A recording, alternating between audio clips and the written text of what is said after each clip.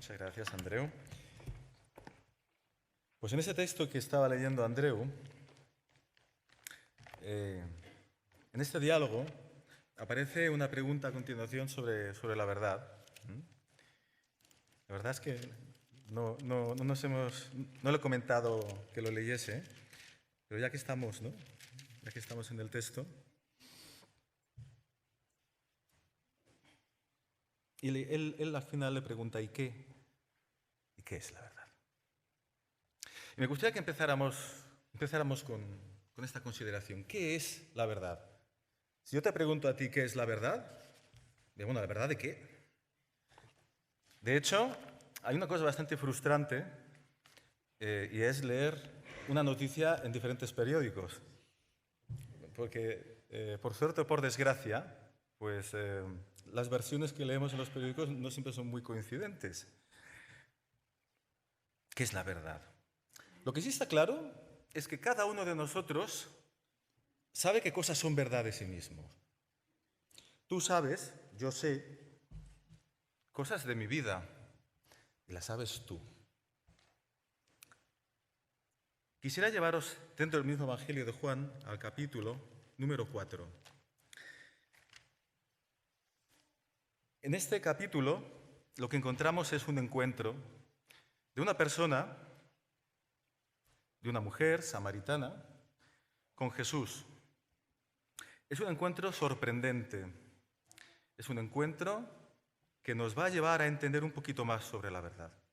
Y sobre todo nos va a llevar a entender qué es lo que Jesús tiene que decirnos sobre la verdad.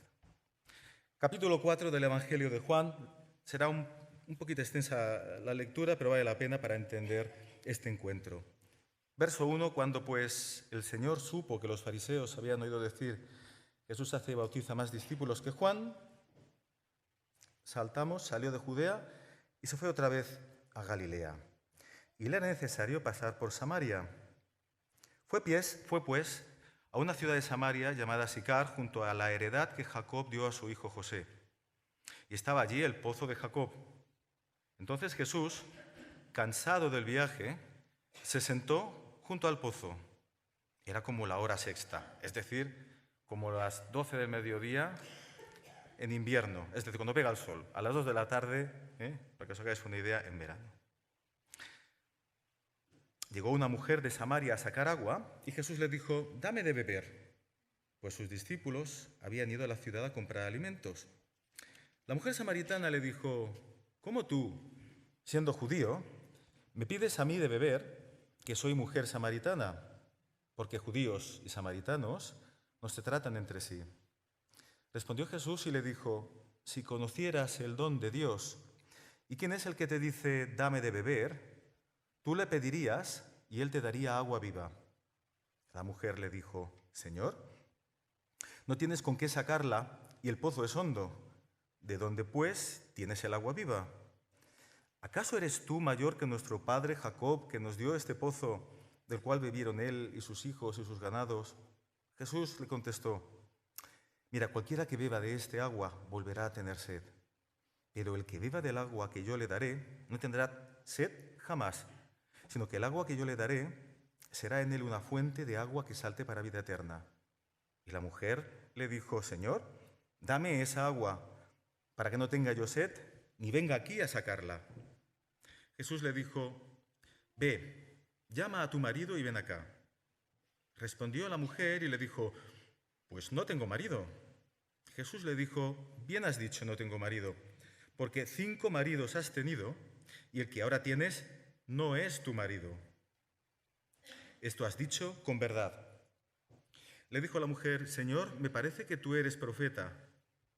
Nuestros padres adoraron en este monte, pero vosotros decís que en Jerusalén es el lugar donde se debe adorar. Jesús le dijo, mujer, créeme que la hora viene cuando ni en este monte ni en Jerusalén adoraréis al Padre. Vosotros adoráis lo que no sabéis. Nosotros adoramos lo que sabemos porque la salvación viene de los judíos. Pero la hora viene y ahora es cuando los verdaderos adoradores adorarán al Padre en espíritu y en verdad. Porque también el Padre tales adoradores busca que lo adoren. Dios es espíritu y los que lo adoran en espíritu y en verdad es necesario que lo adoren. Le dijo la mujer: sé que ha de venir el Mesías, llamado Cristo. Cuando Él venga, me declarará todas las cosas. Jesús le dijo: yo soy el que habla contigo. En esto llegaron sus discípulos y se asombraron de que hablaba con una mujer. Sin embargo, ninguno dijo: ¿qué preguntas o qué hablas con ella? Entonces, la mujer dejó su cántaro, fue a la ciudad y dijo a los hombres: venid, ved a un hombre que me ha dicho todo cuanto he hecho. ¿No será este el Cristo? Entonces salieron de la ciudad y vinieron a él. Saltamos al verso 39. Muchos de los samaritanos de aquella ciudad creyeron en él por la palabra de la mujer que daba testimonio diciendo: me dijo todo lo que he hecho.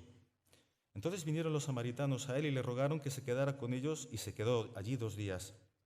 Muchos más creyeron por la palabra de él y decían a la mujer: ya no creemos solamente por lo que has dicho, pues nosotros mismos hemos oído y sabemos que verdaderamente este es el Salvador del mundo, el Cristo. Una lectura un tanto prolongada, pero una lectura muy interesante. Permitidme que haga un poquito de introducción, porque aquí aparecen unos términos que quizás son términos que pueden sonar un poco extraños para nosotros. En primer lugar, estamos hablando de unas personas llamadas samaritanos. Bueno, ¿y estos quiénes eran los samaritanos? Si pudiéramos hacer un mapa de Palestina, de la Palestina del siglo I, podríamos ver que de alguna manera Palestina, imaginaos que esto es un mapa, en el sur estaría Judea, en el medio estaría Samaria y en el norte estaría Galilea. Jesús estaba viajando desde el sur, desde Judea, hasta el norte de Galilea. En el sur vivían judíos. Arriba del todo, en el norte, en Galilea, también vivían judíos. Pero en medio vivían samaritanos. ¿Quiénes eran los samaritanos? Los samaritanos eran, si me permitís que lo diga de esta manera, eran gente mezclada. Gente mezclada. Eran personas que a lo largo de la historia, no os voy a aburrir con datos, pero es muy interesante entender cómo llegaron a ser lo que fueron estas personas. Sí deciros que originalmente eran judíos del norte. El pueblo de Israel, sabéis que en un momento determinado se dividió en dos, el reino del norte y el del sur. Los del norte, en el siglo VIII, fueron conquistados por los asirios, fueron llevados. Los asirios tenían una política muy curiosa, y es que yo te llevo de aquí a 1000 kilómetros más allá y cojo a otros que viven 1000 kilómetros más allá y los traigo aquí. Era una manera como otra de dominar a los pueblos del imperio. ¿Y qué pasó? Pues que se mezclaron. Encontramos ahí que había pueblos de lugares muy remotos del imperio y de todo pelaje, si me permitís la expresión. ¿Qué ocurrió? Pues que lo que pasó allí es un sincretismo de todo orden, cultural y también religioso. Los judíos veían a los samaritanos como personas impuras, infieles, personas que realmente no entendían bien lo que Dios quería de las personas. De hecho, ellos tenían una esperanza curiosa. Ellos creían en los primeros libros de la Biblia, en el Pentateuco, se quedaban ahí, y tenían ellos la esperanza de que iba a venir un Mesías. De manera que ellos, como ya hemos visto en la conversación que tenía Jesús con ella, denota claramente la esperanza existente. Es decir, que había nexos, puntos de común de todo tipo, tanto culturales como también religiosos. Más divertido todavía, si me permitís que lo explique así, es que había una montaña en Samaria que se llamaba Gerizim. Los que estáis haciendo Josué os tiene que sonar mucho. De hecho, al lado había otro que se llamaba Ebal y Gerizim. Bueno, en un momento determinado, el reino del norte decidió: esto de que vaya todo el mundo a Jerusalén a adorar se tiene que acabar. Y ellos pues decidieron tener el sitio donde tenían su templo. Esto a lo largo de los años fue dando vueltas, y cuando los judíos volvieron a Israel, después de haber sido también conquistados por los babilonios, reconstruyeron el templo, y los samaritanos que habían quedado en la tierra dijeron: oye, ¿qué te parece si vosotros y nosotros, al final todos creemos en Dios, nos ponemos juntos a hacer el templo? Esdras dijo: no, nosotros vamos a hacer las cosas de una manera correcta, vosotros estáis mezclados. Y Sanbalat, un señor llamado Sanbalat, dijo: pues ¿sabes qué? Pues yo voy a hacer el mío. Aquí tengo una montaña muy maja que se llama Gerizim, allá tú, y aquí voy a hacer el templo. Y lo hizo. Unos años más adelante, un señor llamado Juan Hircano decidió que eso de que haya un templo en Jericín se va a acabar. Este señor era un señor de lo que llamamos los macabeos y cogió con su ejército y lo destruyó. De manera que en el siglo I, cuando encontramos esta escena, los samaritanos adoraban en Jericín, pero allí no había un templo, había ruinas. Y de hecho todavía están ahí. Es decir, un poco con el contexto de lo que estamos hablando, eran unas personas que tenían en común muchas cosas con ellos, pero que de alguna manera estaban muy separados. Tanto es así que los judíos, cuando iban de Judea a Galilea, cogían y daban la vuelta por el otro lado para ni verlos. Pero he aquí que Jesús decide hacer algo diferente.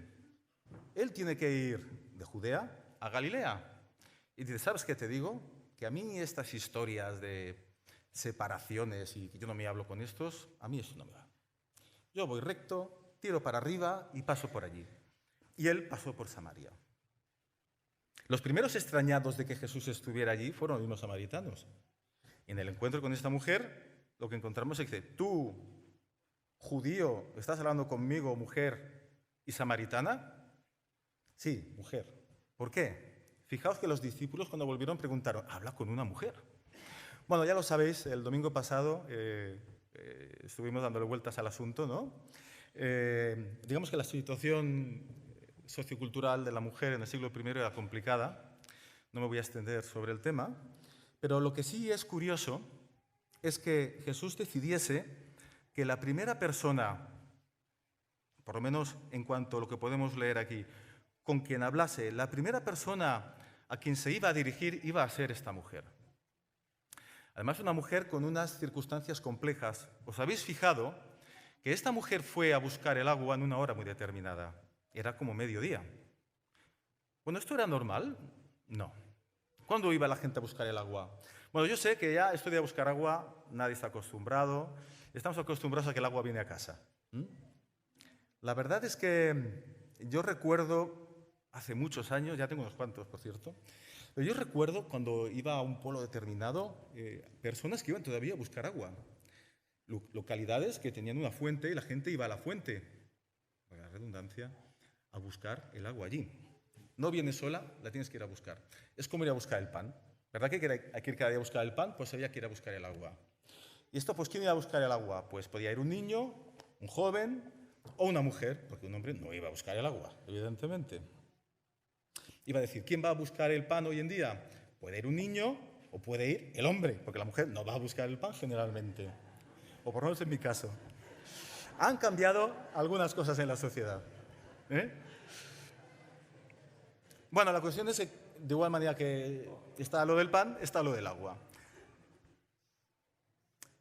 La cuestión es que, como os decía, ¿cuándo se va a buscar el agua? Pues mirad, puedes ir cuando casca el sol a base de bien, o puedes ir a primera hora de la mañana o al atardecer. Evidentemente la gente iba a esas horas.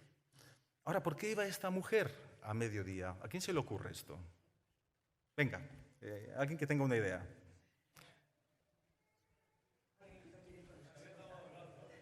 Efectivamente, estaba claro que no quería ir con el resto de las personas que iban a buscar agua.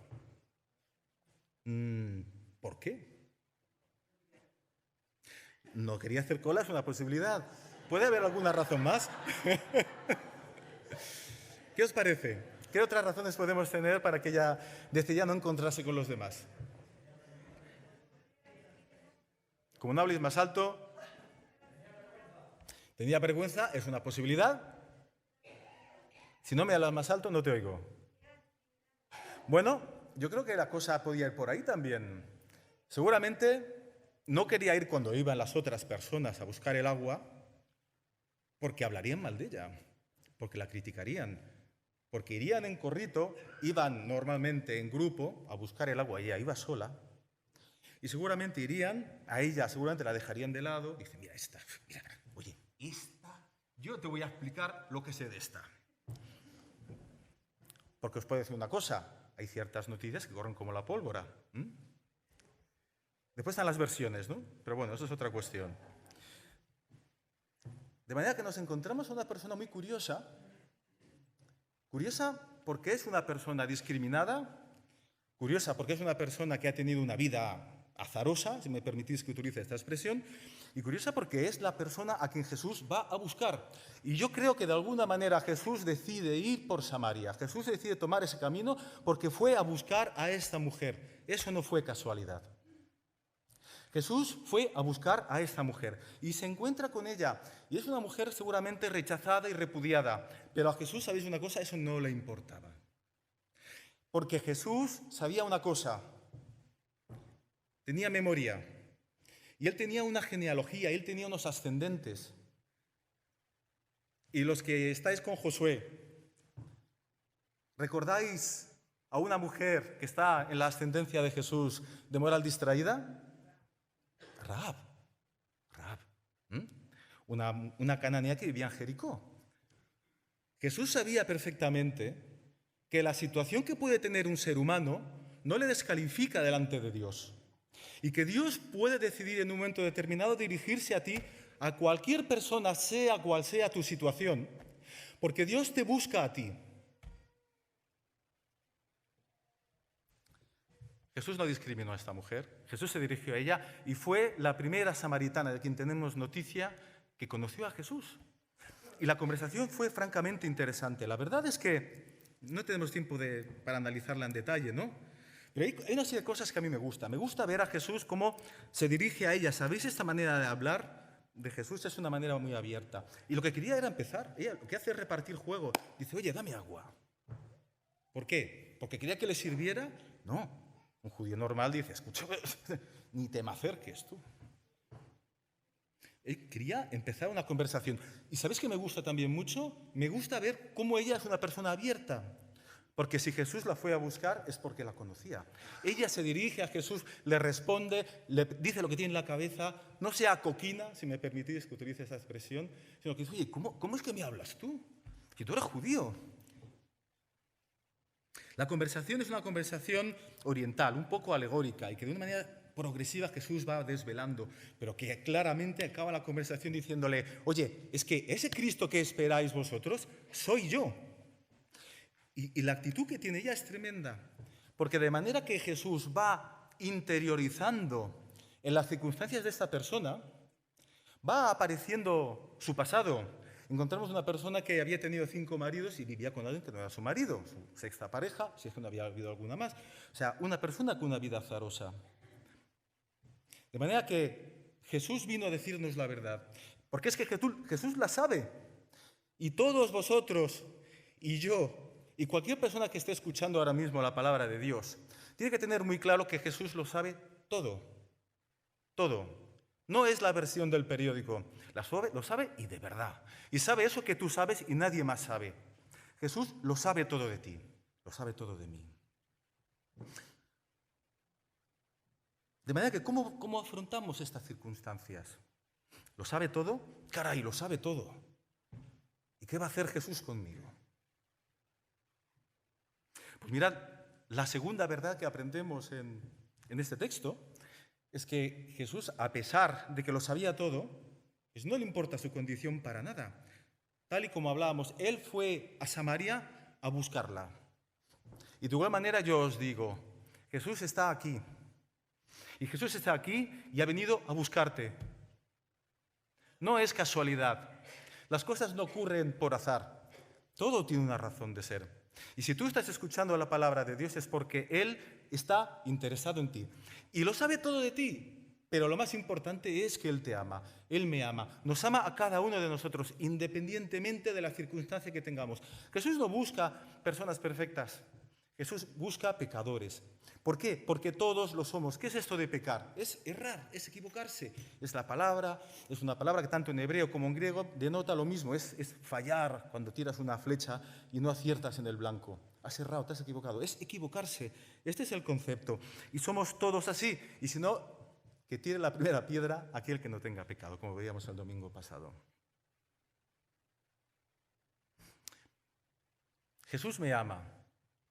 Pero, ¿qué quiere Jesús de mí? Y nos adentramos en la tercera verdad que aprendemos de Jesús. A Jesús le da igual cómo sea yo. Jesús se acerca a mí tal y como soy. Pero ¿qué quiere Jesús de mí? La verdad es que los errores de nuestra vida tienen consecuencias. Lo sabemos bien, cuanto más años tenemos, mejor lo sabemos. Las cosas que hacemos mal, después se pagan, todas, y sin excepción. Esta persona tenía una vida rota desde el punto de vista relacional. Una persona con fracaso tras fracaso tras fracaso. Esto afecta mucho a las personas. Una persona que es desechada por los demás. Yo no sé cuántos amigos tendría, la verdad, o amigas tendría, pero me da la impresión que no muchos. Porque los errores tienen consecuencias. Y Jesús no ha venido aquí a borrar las consecuencias. La oferta de Jesús es de cambio de vida. Jesús le dice a la mujer samaritana, mira, tú tienes que venir a buscar agua en mitad del sol, tú tienes que caminar sola, tienes que buscar momentos en que los demás no te puedan criticar, pero lo que yo te ofrezco a ti es que no tengas que pasar vergüenza para buscar agua. Yo te ofrezco que el agua auténtica y verdadera salga de ti. Esa es la oferta, pero tú tienes que cambiar de vida, porque nuestros errores tienen consecuencias. ¿Sabéis? Dios es amor, pero Dios es santo.